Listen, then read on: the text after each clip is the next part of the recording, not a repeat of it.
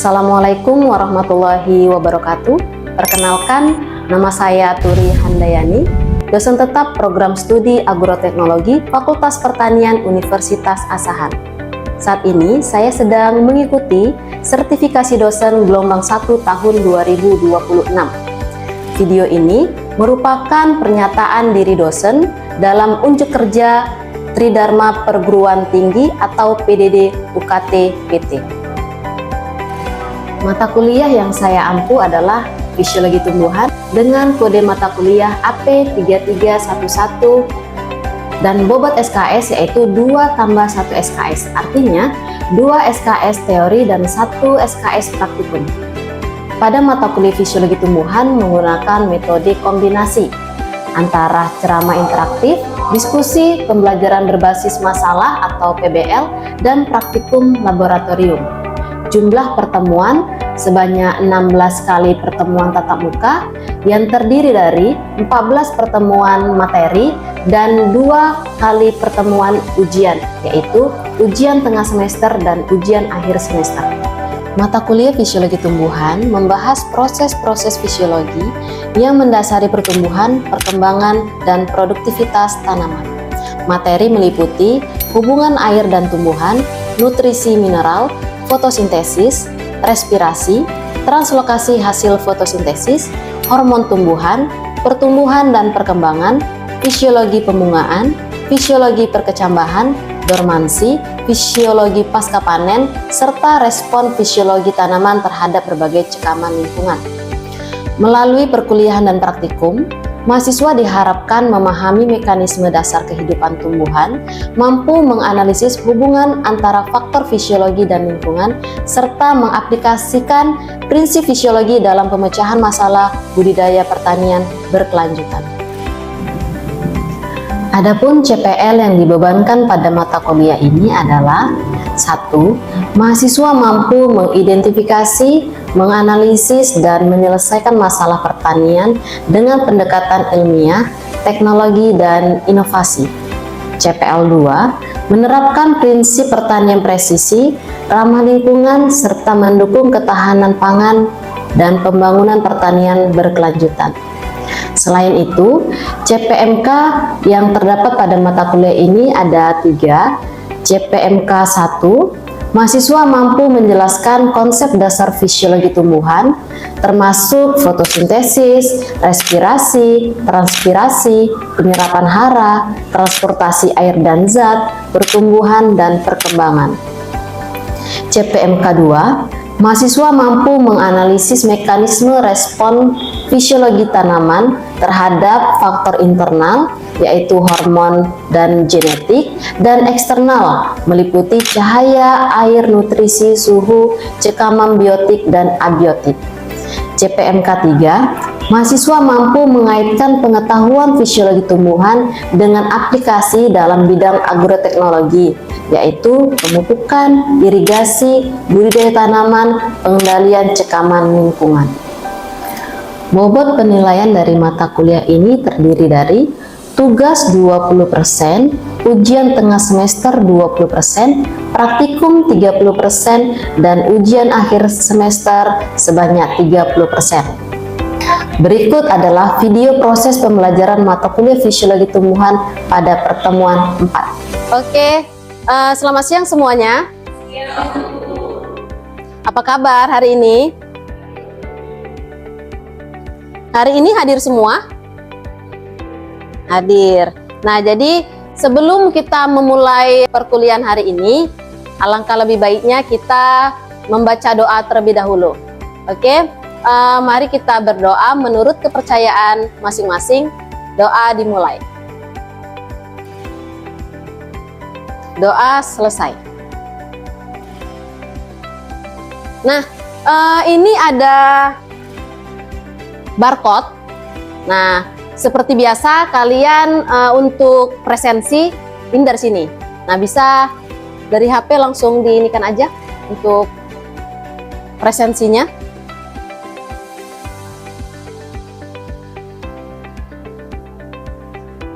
Oke. Nah, sebelum kita memulai materi hari ini, masih ingat materi minggu lalu? Nah, apa materi minggu lalu? Jaringan. Apa itu jaringan? Itu kumpulan sel yang sama untuk melakukan tugas. Nah, berarti jaringan itu adalah susunan dari sel. Iya. Jaringan ada apa aja? Itu ada sistem, jaringan pengangkut, jaringan pelindung, jaringan pemotong, dan jaringan dasar. Nah, tadi ada jaringan pengangkut. Ada yang tahu jaringan pengangkut apa aja? Nah, benar. Jadi jaringan pengangkut itu ada dua ya, ada silem dan ada floem. Nah, jadi itu ada hubungannya dengan materi minggu ini. Nah, jadi materi kita minggu ini itu adalah fotosintesis. Nih, fotosintesis.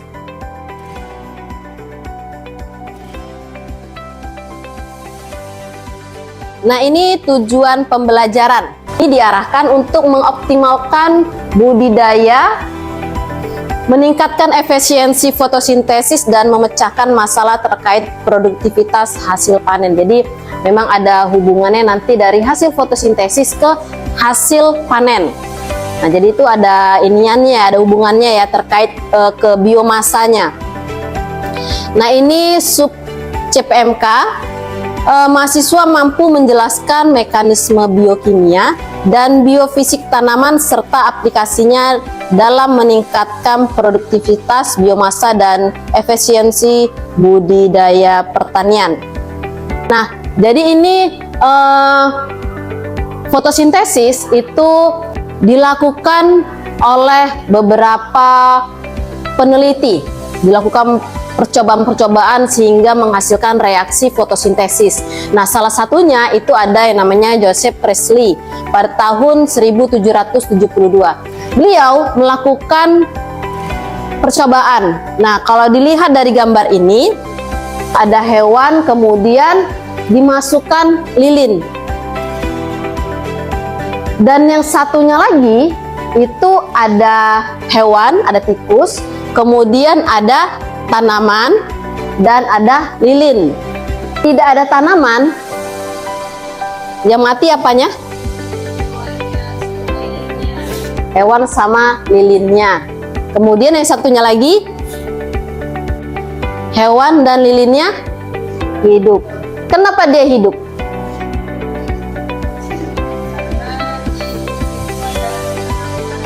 Karena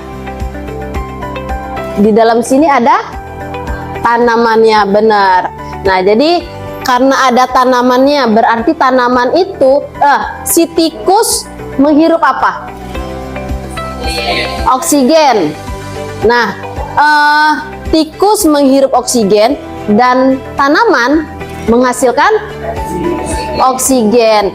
Nah, jadi mereka itu saling ketergantungan. Si tanamannya itu menghasilkan oksigen, kemudian si hewannya, si tikusnya itu menggunakan oksigen untuk bernafas. Nah, lilinnya tetap hidup. Kenapa dia lilinnya tetap hidup? Karena ada oksigen. Jadi api itu akan tetap menyala jika ada oksigen. Nah, jadi dari percobaan Joseph Priestley, nah ini dia. Tanaman yang dipaparkan di bawah cahaya, nah cahaya di sini adalah lilin, maka tanaman tersebut akan menghasilkan oksigen. Ini ya, makanya dia kenapa tetap hidup. Si lilinnya hidup, kemudian tikusnya hidup, dan tanamannya juga tetap ada. Nah, kemudian ada percobaan lagi yang dilakukan oleh Jan Ingenhousz. Melakukan dua percobaan dengan menggunakan tanaman hidrilla. Tahu tanaman hidrilla? Hidrilla yang biasanya itu ada di kolam atau di sungai. Ini ada bentuknya seperti ini nih. Atau ya, iya dia seperti kayak ada, tahu pohon Natal kan biasanya tuh ada tuh kayak hiasan-hiasannya. Nah, hidrilla itu seperti itu. Nah, jadi hidrilla itu dia tumbuh di dalam air. Nah, hidrilla dimasukkan ke dalam tabung reaksi, dibalik tabung reaksinya, kemudian diletakkan dalam dua percobaan. Yang pertama dengan di bawah tempat teduh, yang satunya lagi itu di tempat terang. Nah, yang terjadi adalah yang diletakkan di bawah paparan cahaya matahari, dia akan menghasilkan gelembung udara. Dia akan menghasilkan gelembung udara. Kenapa gelembung udara itu muncul? Karena dia menghasilkan oksigen. Jadi fungsi cahaya, klorofil dalam proses fotosintesis, serta karbon dioksida sebagai bahan baku fotosintesis dan menghasilkan oksigen. Ada lagi percobaannya. Ini dilakukan oleh Sachs. Nah, jadi cobaan ini mengambil daun, kemudian daunnya itu ditutupi oleh kertas karbon atau aluminium, ditutupin, kemudian dimasukkan ke dalam tabung reaksi dan dipanaskan. Kemudian yang ditutup tadi dibuka dan ditetesin sama yang namanya iodin. Iodin itu sama seperti betadin. Jadi ketika dia ditetes, dia berubah warna menjadi biru. Jadi sesuatu yang ditetesi oleh iodin jika berwarna biru, berarti dia mengandung pati atau amilum. Itu karbohidrat ya. Jadi pati atau amilum dihasilkan dalam daun pada proses fotosintesis tumbuhan hijau. Pokoknya kalau dia pati, karbohidrat, pati, amilum, jika ditetesi sama yang namanya iodin atau betadin, dia itu akan berubah warna menjadi biru. Jadi gini, dulu sempat ada nih informasi-informasi di Facebook terkait mie instan. Jadi mie instan itu ditetesi sama yang namanya betadin. Terus beritanya itu, hati-hati makan mie instan, karena jika ditetesi sama betadin aja dia berubah warna jadi biru. Jadi bagaimana kalau di dalam perut kita? Nah, memang iya, sesuatu pati, karbohidrat, kalau ditetesi itu bakal berubah warna jadi biru. Mie instan mengandung apa? Karbohidrat kan? Nah, jadi wajar kalau ditetesin itu jadi warna biru. Jangan sampai termakan oleh menggiring opini gitu kan. Sementara ya teorinya memang seperti ini gitu kan. Foto cahaya. Satu lagi sintesis. Nah, sintesis. Sintesis itu artinya menyusun. Ini dia. Sintesis artinya penyusun atau menyusun.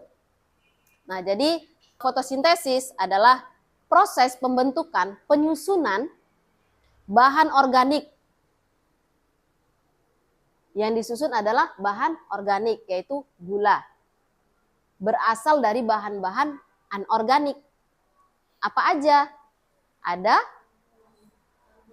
karbon dioksida dan air. Karbon dioksida dan air. Dan dibantu oleh si foto tadi, cahaya. Dibantu oleh sinar matahari. Nah ini ya, ini reaksinya. Karbon dioksida yang ada di udara, kan bahan bakunya, itu diserap oleh daun. Fotosintesis terjadi di mana? Di daun. Bisa nggak fotosintesis terjadi di tempat selain daun? Bisa? Bisa. Benar, bisa. Jadi fotosintesis itu bisa terjadi di tempat selain daun. Jadi fotosintesis ini perumpamaannya seperti membuat makanan. Membuat makanan. Kalau di rumah, buat makanan di mana tempatnya? Di dapur kan? Bisa nggak masak, membuat makanan, tempatnya itu selain di dapur? Bisa. Bisa aja kan buatnya itu di ruang tamu, ya kan? Bisa aja kan? Tapi memang bukan tempatnya yang pas. Tempat yang terbaik adalah di dapur. Nah gini juga, fotosintesis itu bisa terjadi di tempat selain daun, bisa aja dia di batang, bisa di akar, bisa. Tapi dia tidak maksimal, maksimalnya itu adalah di daun. Jadi karbon dioksida itu diserap oleh daun, kemudian air. Nah tadi hubungannya dengan jaringan pengangkut tadi. Jadi air yang ada di dalam tanah kemudian diserap oleh akar melalui silem, benar, melalui silem kemudian dibawa ke daun. Kemudian di daun dibantu oleh sinar matahari, kemudian akan menghasilkan glukosa C6H12O6 dan 6O2 dan menghasilkan oksigen. Yang dibentuk adalah bahan organik. Gula itu bahan organik ya. Berarti air itu bahan anorganik. Jadi ada fotosistem 1, fotosistem 2. Nah, itu kita bahas selanjutnya. Energi elektromagnetik bergerak dalam bentuk gelombang. Itu ya, gelombang ya. Panjang gelombang tinggi, maka energi rendah. Termasuk warna-warna yang kita lihat dan panjang gelombang yang menjalankan fotosintesis. Jadi kenapa ada warnanya merah? Itu pigmen. Jadi sel, kalau ingat materi kedua, kita kan ada belajar sel tuh. Jadi sel ada yang mengeluarkan yang namanya pigmen warna. Kayak tadi ada kloroplas, dia menghasilkan yang namanya klorofil, zat hijau daun. Kemudian itu plastida ya, plastida itu sel yang menghasilkan zat warna, yang menyusun zat warna. Jadi ada, kalau warna hijau itu dihasilkan oleh kloroplas, kalau dia warna kemerahan itu dari kromoplas. Nanti dibagi lagi, ada warna kuning, ada lagi beta karoten namanya. Makanya kenapa wortel itu banyak mengandung beta karoten. Itu dia. Kemudian ada warna yang diserap itu cahaya warna merah, biru, dan kuning. Merah biru. Kemudian warna hijau yang kita lihat oleh mata itu dipantulkan. Nah, faktor internal yang pertama itu umur daun. Kalau daun yang masih berwarna hijau muda, berarti kandungan klorofilnya banyak atau sedikit? Sedikit. Jadi kalau plastidanya itu masih muda, belum matang, jadi warna hijau itu juga lebih sedikit. Sementara tadi bening itu ada lagi, ya. Jadi ini pigmen warna. Molekul yang menyerap cahaya tampak, setiap pigmen memiliki spektrum absorpsi, spektrum yang diserap. Kebanyakan pigmen menyerap secara selektif hanya pada panjang gelombang tertentu, dan kemudian diteruskan dan disebarkan, kemudian dipantulkan. Warna hijau dari daun misalnya berasal dari pigmen fotosintesis, yaitu klorofil. Proses fotosintesis itu dibantu oleh namanya, harus ada kloroplas, ada klorofil, itu dia. Jadi kalau dia klorofilnya nggak banyak, maka fotosintesis juga semakin menurun, laju fotosintesisnya itu rendah. Kemudian keadaan stomata. Nah, stomata tadi itu adalah tempat keluar masuknya partikel. Jadi karbon dioksida yang diserap itu melalui stomata. Kemudian oksigen yang dihasilkan itu dikeluarkan juga oleh stomata. Jadi tempat keluar masuknya itu adalah di stomata. Jadi jika jumlah umur daunnya lebih muda ataupun luas daun si tanamannya itu lebih kecil, berarti kan stomatanya lebih sedikit. Nah, itu juga mempengaruhi laju fotosintesis. Kemudian kandungan klorofil tadi ya, karena klorofil salah satu syarat untuk proses fotosintesis harus ada kloroplas ya, itu dia. Kemudian jenis tanaman itu genetiknya. Akhirnya itu jumlahnya sedikit, itu akan mempengaruhi laju fotosintesis karena bahan bakunya adalah air. Kemudian kelembaban dan suhu udara itu mempengaruhinya kemana? Ke air juga, karena dia nanti akan terjadi proses penguapan. Kalau penguapannya tinggi, maka jumlah air yang ada di tanaman itu akan semakin sedikit. Itu akan mempengaruhi. Kemudian keadaan cahaya, itu ya, intensitas itu banyaknya jumlah cahaya yang masuk. Kemudian lamanya cahaya itu adalah lamanya penyinaran. Sampai di sini ada yang mau bertanya? Ada Kak. Nah, silakan Jelis. Jadi Kak, yang akan ada daun yang berwarna pucat itu. Nah, daunnya pucat. Itu karena disebabkan fotosintesis atau fotosintesisnya terganggu, Kak? Oh, jadi kenapa daun itu warnanya pucat ya? Apa karena fotosintesisnya terganggu atau bagaimana? Nah, jadi gini, bagus pertanyaannya. Jadi daun itu kenapa dia warna pucat? Biasanya itu karena salah satu faktornya itu adalah kurangnya sinar matahari atau dia ternaungi. Pernah nggak lihat kecambah kacang-kacangan, contohnya kacang hijau? Kalau itu diletakkan di tempat yang tidak terkena sinar matahari, dia warnanya bagaimana? Warna pucat. Warna pucat ya, kekuningan ya? Ya. Warnanya kekuningan. Nah, itu disebabkan karena dianya itu terlindungin, tidak mendapatkan cahaya matahari. Sementara terdapat sinar matahari, maka klorofil itu, si tanaman itu kan punya klorofil. Jika tidak ada sinar matahari, si klorofilnya itu nggak berfungsi sebagaimana mestinya. Nah, jadi yang berperan di situ ada hormon yang namanya hormon auksin. Jadi hormon auksin itu dia itu senang itu kalau nggak ada sinar matahari. Jadi klorofil itu akan ditekan sama yang namanya hormon auksin. Jadi biasanya kalau daunnya itu warnanya pucat, dia itu akan menjulang tinggi. Daunnya itu, batangnya itu akan lebih kurus.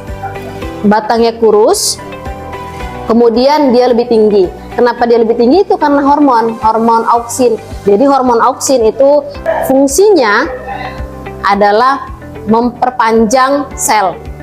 Jadi selnya itu makin panjang. Nah, jadi itulah karena ada hormon auksin. Tapi ketika sinar mataharinya itu didapatkan secara maksimal, maka hormon auksinnya itu menurun, kemudian klorofilnya itu bekerja dengan baik. Jadi kemudian warna hijau akan muncul kembali. Jadi salah satu faktor kenapa dia berwarna pucat adalah sinar matahari yang tidak maksimal, sehingga laju fotosintesis itu tidak berjalan sebagaimana mestinya. Nah, ini dia. Berarti faktor eksternal, intensitas cahaya matahari yang tidak didapatkan secara maksimal. Bisa diterima jawabannya? Bisa Bu, makasih Bu. Oke. Ada lagi yang lain? Nah, kalau nggak ada yang nanya, saya ngasih tugas. Ini tugasnya. Jadi tugasnya dikumpul di LMS. Nah, kita kan ada LMS tuh. Nanti tugasnya kalian upload di LMS. Jadwalnya sampai batas pengumpulan itu sudah ditentukan. Jadi dikerjakan cepat ya. Hari ini dikerjakan, nanti dikumpulkan. Nah, habis. Oke, terima kasih. Sekian pertemuan kita hari ini. Minggu depan materi kita foto respirasi. Itu ya, itu kelanjutannya dari materi hari ini. Untuk materi itu ada di LMS, sudah di-upload di situ, nanti bisa kalian download dari situ. Oke, sekian pertemuan kita hari ini. Semoga kita dalam keadaan sehat sehingga kita dapat bertemu lagi di minggu depan. Terima kasih. Wassalamualaikum warahmatullahi wabarakatuh.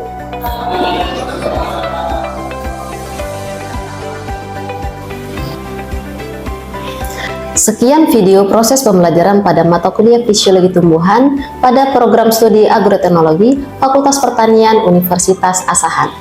Video ini digunakan sebagai salah satu syarat dalam penyusunan dokumen pernyataan diri dosen dalam unjuk kerja Tridharma Perguruan Tinggi atau PDD UKT PT. Semoga dengan video ini bisa menjadi pertimbangan yang baik pada penilaian proses sertifikasi dosen gelombang 1 tahun 2026. Akhir kata, saya mengucapkan terima kasih. Wassalamualaikum warahmatullahi wabarakatuh.